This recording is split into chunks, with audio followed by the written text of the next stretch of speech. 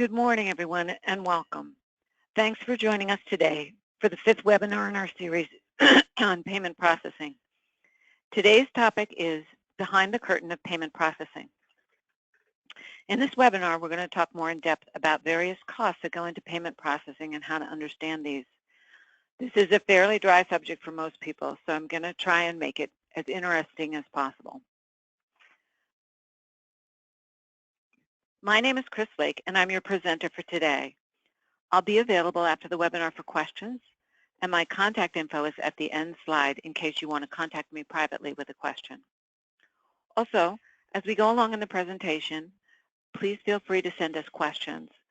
We'll be happy to answer them during the presentation or at the end. The way to send us questions is through the Questions tab on your meeting panel. At any time, you can type a question in there and hit Enter, and we'll see it and do our best to get it answered either during or at the end of the webinar. The presentation itself will take roughly 15 minutes, and then we'll take questions. Okay, let's get started. When you start to evaluate credit card processing costs, it's helpful to break down the parts of it.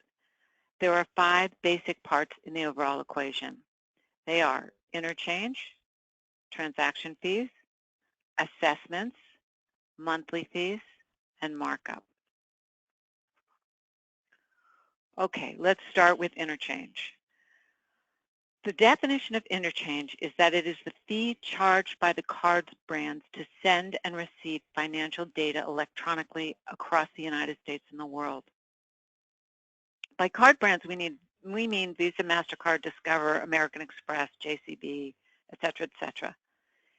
In the case of Visa and MasterCard, the actual cards are not issued by Visa and MasterCard themselves. They're issued by a bank like Chase, Citibank, or Wells under the authority of Visa and MasterCard. Those are called bank cards. American Express issue their own cards. So interchange is what the card brands charge to anyone who uses their network to process a card. Each credit card transaction has an interchange fee. There's interchange tables on the internet and rates are public, but there are hundreds of these and they have different rates for different types of cards and different categories of merchants. So they can be confusing if you just go look them up. At the end of the day, probably only 30 to 40 different interchange categories affect any particular merchant. So that's also good to know. Rates also vary between the card brands, but over time, that's changed and they've become very similar. So it's very common to see a similar rate between them. The money that you pay for interchange actually doesn't go to Visa and MasterCard. It goes to the bank who issued the card, like Wells or Citibank, or in the case of American Express and Discover, directly to them.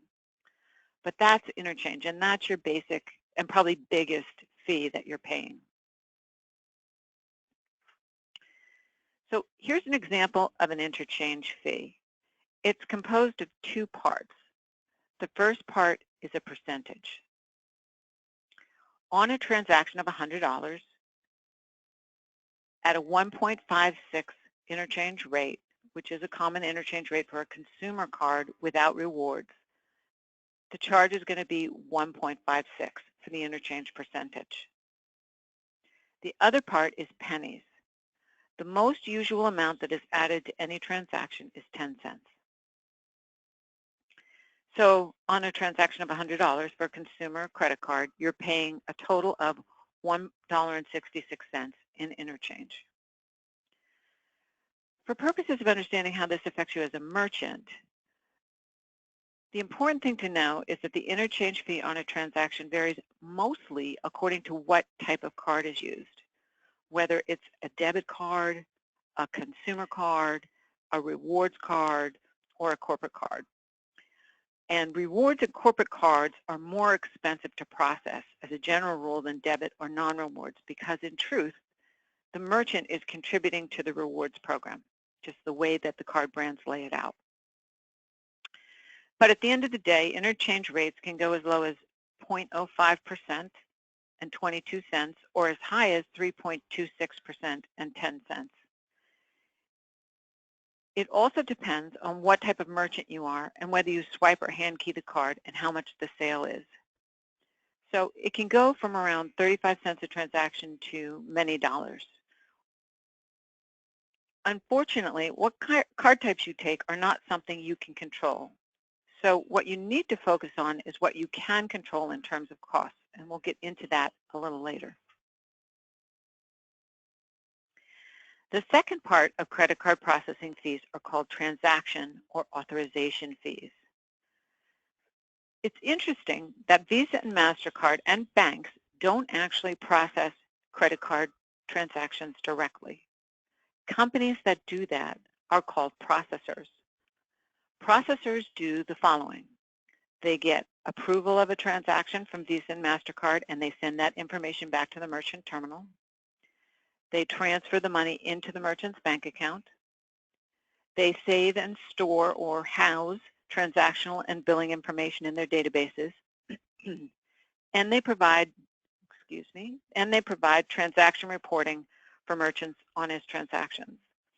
They maintain banks of computers and equipment to do all of this processing, and they specialize in that. If you ever get an opportunity to visit a processor, it's not uncommon to see banks of computers lined up where millions of transactions are being processed as you watch the screens.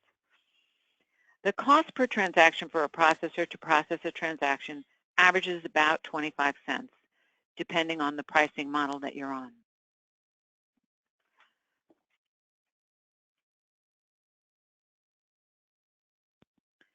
The third part of credit card processing fees are called assessments. As we went over in an earlier slide, Visa, MasterCard, Discover, and American Express are all organized as associations.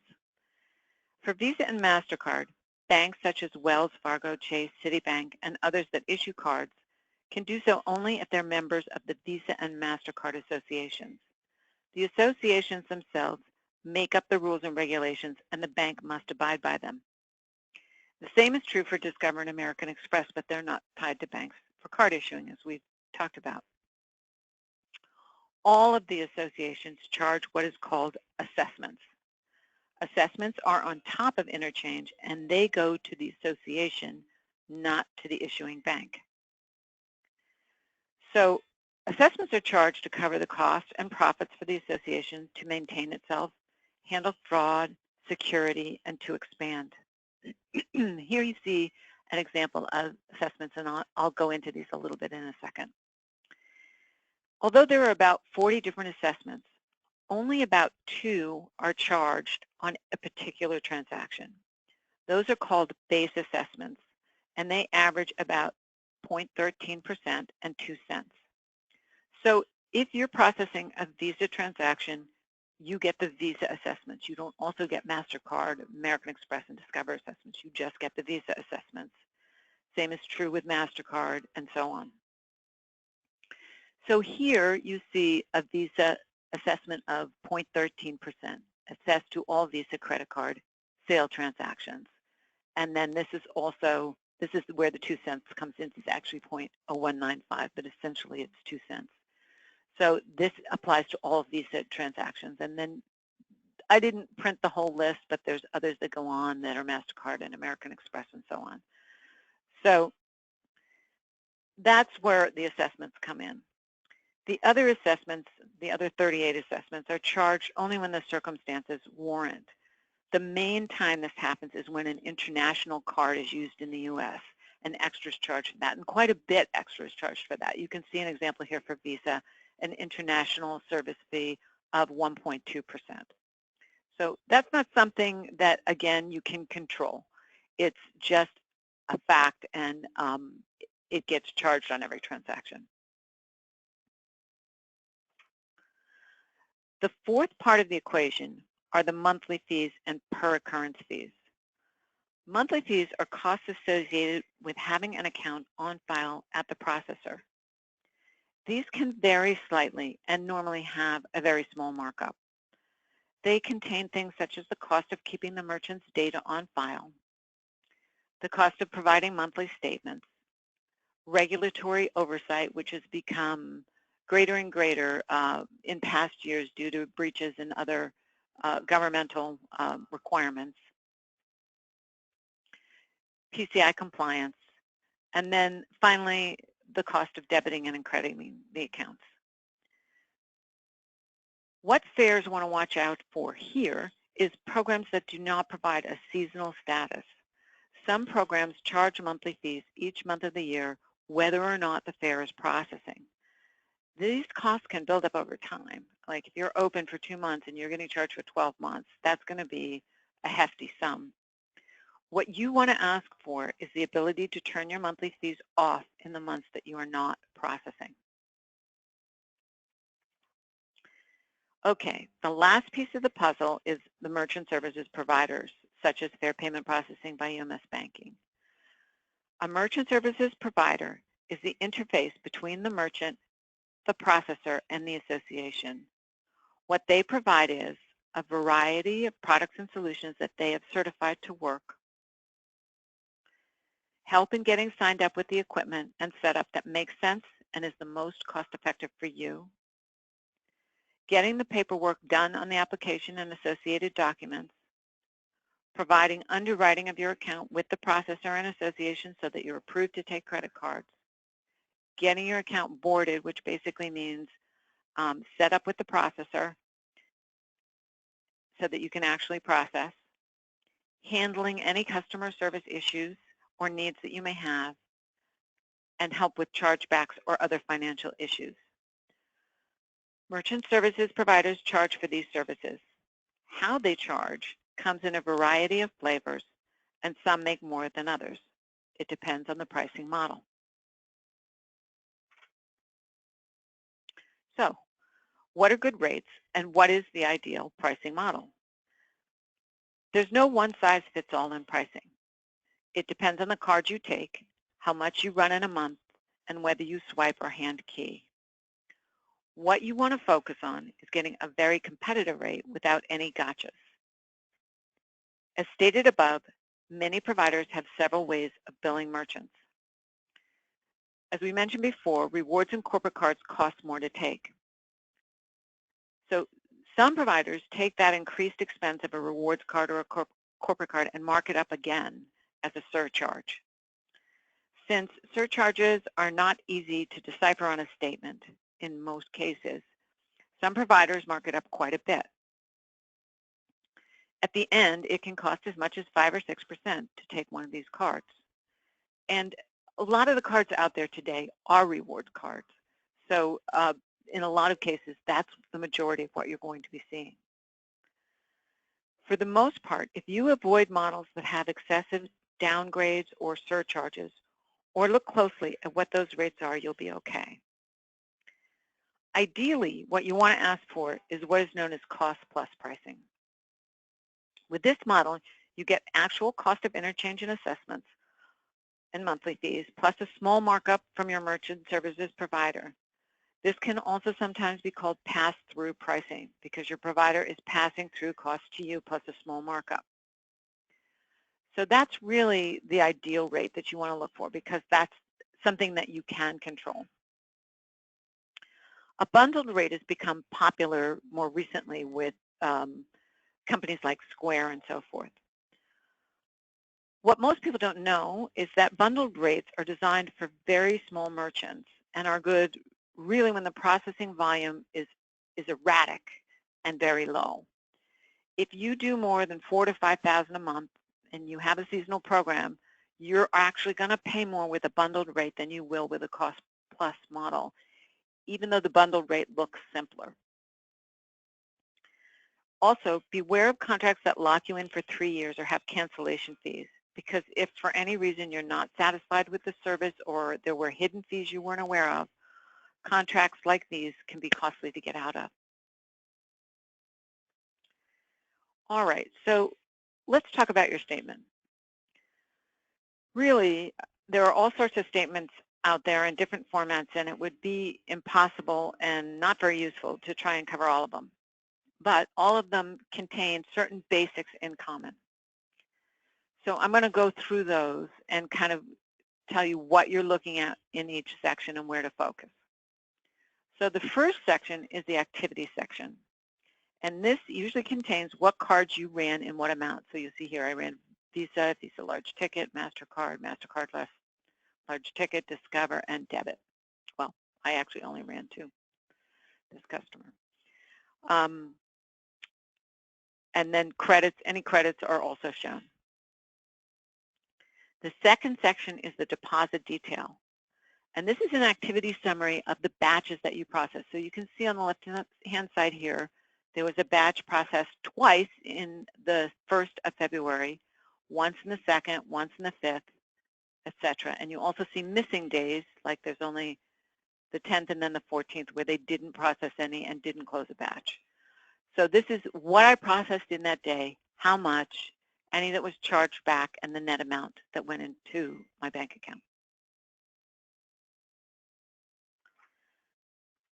The third section is the processing detail in terms of what cards you ran and what you were charged for these. This is where, if you have a cost-plus model, you're going to see the interchange category itself. And that's kind of an example of what you see here. Visa CPS Rewards 1. That's a card type and a charge type. So that's an example of that. If you have a tiered program where you're getting charged surcharges, you won't see the actual interchange here. You'll see a specific rate and then a downgrade. Here's your authorization detail, where it shows how many authorizations you did and what the charge was for those. And then the other detail is the 5th section, and that's basically your assessments and your monthly fees. Depending on what pricing model and processor you have, these things can show up in different ways, but the examples given here are pretty common. If you have questions on your statement, you can call us and we'd be happy to do an analysis for you. Okay, so in summary, we've tried to give you a picture here of the various pricing elements and how they will show on your statement, those that you can influence, and the gotchas. What it boils down to is that if you have sufficient volume, ideally you want to ask for what is known as a cost-plus model. With this model, you get what Visa and MasterCard charge to everyone, which is cost, plus a small markup from your payment provider. And you can compare the markup between providers. What you want to avoid is excessive surcharges, contracts with cancellation fees, and bundled rates when you do a good amount of volume. Also, remember to factor in how important customer service is to you, because sometimes you're offered a very low rate, but the customer service is poor, and it's not worth it. It ends up costing you more. Okay, that wraps it up. Are there any questions that we have? Let me just check. I don't show any questions, but if anyone wants to type in a question, now would be the time. I'll give everybody a second to do that.